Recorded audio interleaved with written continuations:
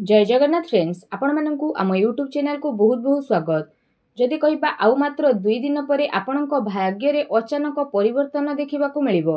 तेणु भाग्य को परिवर्तन करबाकू चाहुथिले विशेष भाव में वीडियो को पूरा लास्ट जाए देखंतु। शुभ फल आपणकू निहाती मिलिबो।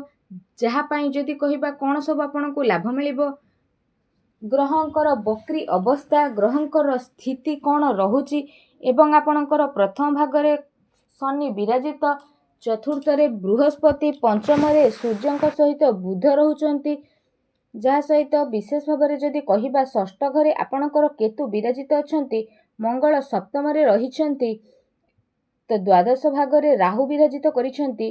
तो ग्रह मानकर एपरी स्थिति जदि आमे कहिबा तो आपणक जीवन में कौन सब नुआ परिवर्तन नहीं आसुची, कौन खुशी आपणक जीवन में आसीबो आगामी 2 दिन में निश्चिंत भाव में आमे जानिबा। ए वीडियो रे बहुत किछि जानिबा।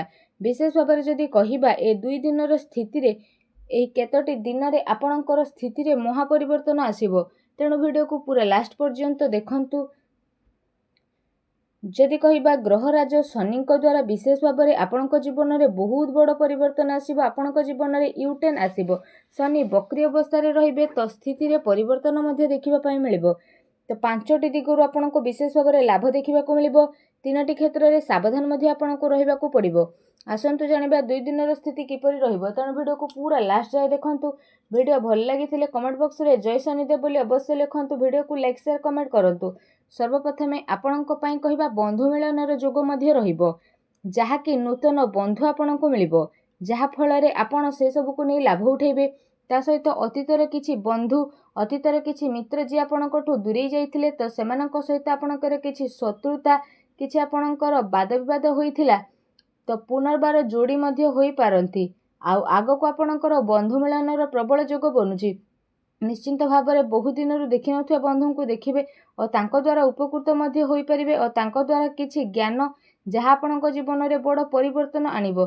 तो निश्चिंत भाव में एक कथाटी को मन रखंतु। विशेष रूप से जदि कहिबा ए सप्ताह मध्य निश्चिंत भाव में अर्थर प्रबल संभावना रही।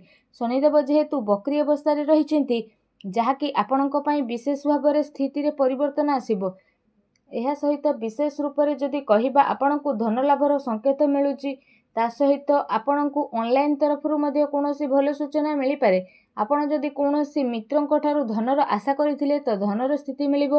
ऑनलाइन माध्यम जदि किछि कार्य करूछंती तो भी बहुत भल स्थिति आपणको पई बनिबो। अचानक धन मिलिबार संभावना मिलिबो। किछि ना किछि धन एपरि मिलिबो जहार चिंता आपण करि नथिबे। जदि आपण अर्थ लाभ पई कोनोसी कार्य रे हाथ देउछंती, कोनोसी कार्य को आगो को बढ़ाइबा पई चेष्टा करूछंती तो भी करंतु। कोनोसी क्षेत्र रे निश्चिंत भाव में धन मिलिबार विशेष रूप से संभावना मिलिछि। बहुत बड़ लाभ आपनको प्राप्त हेबो।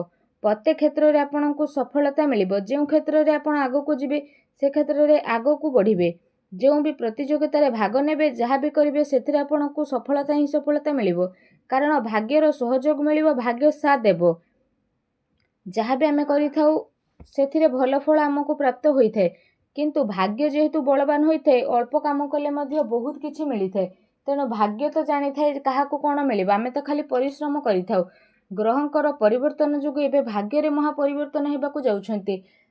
आपण आगरू किछि करिछंती आ फल पई आशा करिछंती तो आपनको सफलता मिलिबो। प्रतिटी क्षेत्र रे जययुक्त हेबे, किछि नुआ शिखिबे एवं किछि नुआ शिखिबाकू आग्रह बढ़िबार स्थिति मध्ये आपणको पई बनु अछि।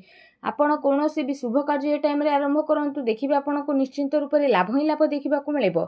एहा सहित आपणको आय रे वृद्धि घटिबो। जे कोनोसी क्षेत्र हो, कर्म क्षेत्र हो तो किछि एक्स्ट्रा इनकम मध्ये आपणकर होई पारे। आयर वृद्धि मध्ये हेबो विशेष भाव में। ता सहित आपण कोनोसी भी दिगरु अर्थ रोजगार करथुले तो सेथिरे मध्ये आपणको भल जुग बनु अछि। एहा सहित विशेष भाव में जदि कहिबा तो ए सप्ताह रे आपणकर कर्मर फल मध्ये बहुत ही भल रहइबो। कर्मर स्थिति रे भल जोग मध्ये बनु अछि, जहा कि जे कोनोसी कार्य आपण करंतु ना काहेकि तो आपणको पई स्थिति बहुत ही भल रहिबो। किछि बाधा आपणको मिलुथिला तो बाधा रे परिवर्तन आसीबो। तो विशेष रूप से जदि आमे कहिबा स्थिति बहुत भल रहिबो। भल सुखी रहिबे। प्रत्येक क्षेत्र रे जहा भी आपण करूछंती, छोट काम करंतु, बड़ काम करंतु, जहा भी करंतु, ତ ଆପଣ ସେଥିରେ ଖୁସି ଅନୁଭବ କରିବେ। ଅନ୍ତରର ଖୁସି ଆପଣଙ୍କ ପାଇଁ ବୃଦ୍ଧି ପାଇବ, ଯାହା ଆପଣଙ୍କ ଆନନ୍ଦର ସୀମାକୁ ବଢ଼େଇ ଦେବ। ଆଗକୁ ଆସୁଥିବା ସପ୍ତାହ ଆପଣଙ୍କ ପାଇଁ ବହୁତ ଭଲ ଶୁଭ ପରିଣାମ ନେଇକି ଆସୁଛି। କେତୋଟି ସତର୍କତା ମଧ୍ୟ ରହିଛି, ଯାହା ଭିଡ଼ିଓରେ ଜାଣିବା। ଆପଣ କ'ଣ କରିବେ ଆଗକୁ ଆସୁଥିବା ସ୍ଥିତି ପାଇଁ। ଆପଣଙ୍କର ଧନ ତ ବଢ଼ିବ, ବନ୍ଧୁ ମିଳନର ଯୋଗ ମଧ୍ୟ ବଢ଼ୁଛି। ପ୍ରତ୍ୟେକ କ୍ଷେତ୍ରରେ ସଫଳତା ମିଳିବ, ଆୟରେ ବୃଦ୍ଧି ହେବ ଏବଂ କର୍ମରେ କିଛି ଏପରି ଯୋଗ ବନୁଛି ବିଶେଷ ରୂପରେ ଯାହାର ଶୁଭଫଳ ମଧ୍ୟ ଆପଣଙ୍କୁ ପ୍ରାପ୍ତ ହେବ ଏବଂ ଯାହା ଆପଣଙ୍କ ପାଇଁ ଆଗକୁ ଯାଇକି ବହୁତ ହି ଶୁଭଫଳଦାୟକ ସାବ୍ୟସ୍ତ ହେବ। ଯଦି ବିଶେଷ ଭାବରେ କହିବା, ଆୟ ତ ବୃଦ୍ଧି ହେବ ଏବଂ ଧନ ମଧ୍ୟ ଆପଣଙ୍କର ବୃଦ୍ଧି ହେବ ଏବଂ ବ୍ୟୟର ମଧ୍ୟ ସମ୍ଭାବନା ରହିଛି। କିଛି ଏହିପରି ଆପଣଙ୍କୁ ହଠାତ୍ କାମ ଆସିପାରେ, ହଠାତ୍ କାହାକୁ କିଛି ସାହାଯ୍ୟ ସହଯୋଗ କରିବାକୁ ପଡ଼ିପାରେ କିମ୍ବା ମେଡ଼ିକାଲର ଚକ୍କର ମଧ୍ୟ କାହା ପାଇଁ ଆପଣ କରିପାରନ୍ତି ଆଉ କାହା ପାଇଁ ଖର୍ଚ୍ଚ ମଧ୍ୟ କରିପାରନ୍ତି, କାରଣ ବ୍ୟୟର ଯୋଗ ମଧ୍ୟ ଆପଣଙ୍କ ପାଇଁ ବିଶେଷ ରୂପରେ ବନୁଛି। ଧନ ମଧ୍ୟ ଆପଣଙ୍କୁ ଖର୍ଚ୍ଚ କରିବାକୁ ପଡ଼ିପାରେ କିମ୍ବା କୌଣସି ସାଜସଜ୍ଜା ବା ସୌକିନ କ୍ଷେତ୍ରରେ ଆପଣ ଅର୍ଥ ବ୍ୟୟ କରିବେ। ତ ଏପରି କହିବାର ଅର୍ଥ, ଆପଣଙ୍କର ଯଦି ବ୍ୟୟର ଯୋଗ ବନୁଛି ତ ଆପଣ ସାବଧାନ ହୋଇଯାଆନ୍ତୁ। ଟିକେ ଖର୍ଚ୍ଚକୁ ଆପଣ କମାଇବା ପାଇଁ ଚେଷ୍ଟା କରନ୍ତୁ, ତ ଆପଣଙ୍କୁ ବ୍ୟୟର ଅଧିକ ଚିନ୍ତା କରିବା ପାଇଁ ପଡ଼ିବ ନାହିଁ। ଏହା ସହିତ ଆଉ ଗୋଟେ ସତର୍କତା ଆପଣଙ୍କ ପାଇଁ ବନୁଛି କି ଆପଣଙ୍କୁ ଅପବାଦର ଯୋଗ ମଧ୍ୟ ଆସିଥିଲା।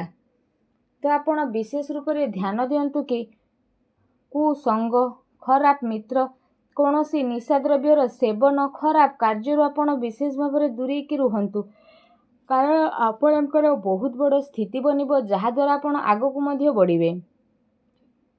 କୌଣସି କୁସଙ୍ଗ ଆପଣଙ୍କର ରହିଛି, ଖରାପ ସାଙ୍ଗଙ୍କ ସହ ମିଶିବା, ଯାହାକୁ ଆପଣ ଜାଣିଛନ୍ତି ସେ ବ୍ୟକ୍ତି ଖରାପ କିନ୍ତୁ ତାଙ୍କ ସହ ଆପଣ ସାଙ୍ଗସାଥି ହେଉଛନ୍ତି, ସେ ମିତ୍ର ହୁଅନ୍ତୁ ବା ବନ୍ଧୁ, କିନ୍ତୁ ଧର୍ମକ୍ଷେତ୍ରରେ ଆସୁଥିବା ସ୍ଥିତିରେ ଆଦୌ ମିଶନ୍ତୁ ନାହିଁ। ସମ୍ପୂର୍ଣ୍ଣ ଦୂରତା ଆପଣ ମେଣ୍ଟେନ୍ କରନ୍ତୁ, ଯାହା ଆପଣଙ୍କୁ ଆଗକୁ ନେବ। ଅଯଥାରେ ଆପଣ ବିବାଦରେ ପଡ଼ି ମଧ୍ୟ ପାରନ୍ତି। ଅପବାଦର ମଧ୍ୟ ଯୋଗ ବନୁଛି। ଯଦି ଆପଣ ସତର୍କତା ଅବଲମ୍ବନ କରିବେ ତ ବହୁତ ଭଲ ସ୍ଥିତି ରହିବ।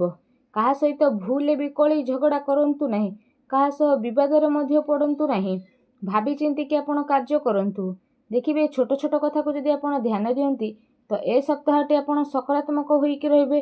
ଆଉ କିଛି ନା କିଛି ସ୍ଥିତିରେ ଆପଣଙ୍କୁ ସକ୍ସେସ୍, ଅର୍ଥ ଲାଭ ଏବଂ ବନ୍ଧୁ ମିଳନ ମଧ୍ୟ ହୋଇଯିବ।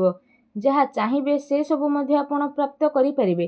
ଆଉ ସକାରାତ୍ମକ ରୁହନ୍ତୁ, ଭଲ ବ୍ୟକ୍ତିଙ୍କ ସହ ମଧ୍ୟ ଆପଣ ମିଶନ୍ତୁ। ଏହା ସହ ଜୀବନରେ କିଛି ନୂଆ କରିବା ପାଇଁ ମଧ୍ୟ ଆପଣ ଚେଷ୍ଟା କରନ୍ତୁ ଏବଂ ସକାରାତ୍ମକ ରୁହନ୍ତୁ ଏବଂ କିଛି ପରିବର୍ତ୍ତନ ନିଜ ଜୀବନରେ ଆଣନ୍ତୁ। ଦେଖିବେ ଆପଣଙ୍କ ଜୀବନରେ ନିଶ୍ଚିନ୍ତ ରୂପରେ ବହୁତ ଚମତ୍କାର ପରିବର୍ତ୍ତନ ଆଣି ଆସିବ। ଯାହା ଆପଣଙ୍କ ଜୀବନରେ ଆସିନଥିଲା ଏବେ ସେ ସବୁ ଆପଣଙ୍କ ଜୀବନରେ ଆସି ମଧ୍ୟ ଯିବ ଓ ନିଶ୍ଚିନ୍ତ ପ୍ରତ୍ୟେକ ଭାବରେ ଆପଣ ଲାଭ ଉଠିପାରିବେ। ତା ସହିତ ଶନି ଯେହେତୁ ବକ୍ରି ଅବସ୍ଥାରେ ଅଛନ୍ତି ତ ପ୍ରତ୍ୟେକ କ୍ଷେତ୍ରରେ ଲାଭ ହିଁ ଲାଭ ଆପଣଙ୍କୁ ଦେଖିବାକୁ ମିଳିବ। ତ ସଦାସର୍ବଦା ଭଲ ଦିଗରେ ଚାଲନ୍ତୁ, ଠିକ୍ ଚାଲନ୍ତୁ। ଆଉ ଯେମିତି ଆପଣ ଜାଣିଛନ୍ତି ଆପଣଙ୍କର ସ୍ୱାମୀ ଶନିଦେବ, ତ ଶନିଦେବ ଭଲ ଫଳ ପ୍ରଦାନ କରିଥାନ୍ତି ତ କେବେ ଭଲ ଫଳ ପ୍ରଦାନ କରିଥାନ୍ତି। ତେଣୁ ସାବଧାନ ପୂର୍ବକ ଆପଣ କାମ କରିବା ପାଇଁ ଚେଷ୍ଟା କରନ୍ତୁ, ନଚେତ୍ ବହୁତ ବଡ଼ ପରିବର୍ତ୍ତନ ଆପଣଙ୍କ ଲାଇଫରେ ବିଶେଷ ଭାବରେ ଦେଖିବା ପାଇଁ ମିଳିବ। ରାଶିର ସ୍ୱାମୀ ଯେହେତୁ ସିଏ, ତ ଆପଣଙ୍କୁ ବଡ଼ ପରିବର୍ତ୍ତନ ଦେଖିବା ପାଇଁ ମିଳିବ। ତ ଆସୁଥିବା ସପ୍ତାହରେ ଆପଣଙ୍କ ଜୀବନରେ ନିହାତି ଭାବରେ ଦେଖିବା ପାଇଁ ମିଳିବ। ବିଶେଷ ରୂପରେ ଏ କଥାକୁ ଧ୍ୟାନ ଦିଅନ୍ତୁ ଏବଂ ଆଗାମୀ ଜୀବନ ପାଇଁ କିଛି ସତର୍କତା ଅବଲମ୍ବନ କରନ୍ତୁ। ଭିଡ଼ିଓଟି ଭଲ ଲାଗିଥିଲେ ଭିଡ଼ିଓଟିକୁ ଲାଇକ୍ କରନ୍ତୁ ଓ କମେଣ୍ଟ ବକ୍ସରେ ଜୟ ଶନିଦେବ ବୋଲି ଅବଶ୍ୟ ଲେଖନ୍ତୁ। ଧନ୍ୟବାଦ।